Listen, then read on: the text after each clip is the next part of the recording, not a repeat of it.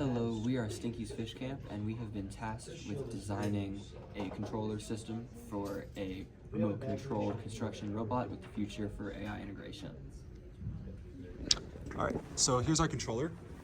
The design is very human. You have two joysticks connected to a mini breadboard, and then two potentiometers connected to each side. These are wired to the Arduino with a shield on top to make diagnosing issues easier. And most of our connections are ran through this mini breadboard to prevent any interference happening with the transmitter. So we have our code for this right here, and one of these potentiometers controls the arm of the CoLe, and the other potentiometer controls the claw. And one of these controllers, or these joysticks, moves the left motor either forwards or backwards, and same with the right controller. So, yeah. And then in our code, here's our struct.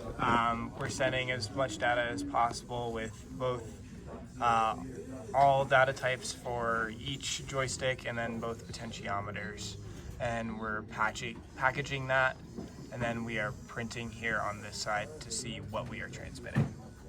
As for our wiring diagram, we can see here the controller logic, because we have our right joystick going, and it'll read the right joystick, send out the output, and then out the receiver it'll unpack and then move the right tread.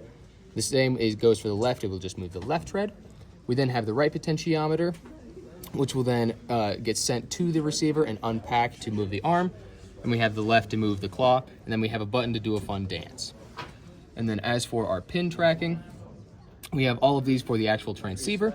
Our button is attached to 7, and then we have our voltage and our ground, and then we have all of our analog to read our joysticks and our potentiometers. And that is how our transceiver works.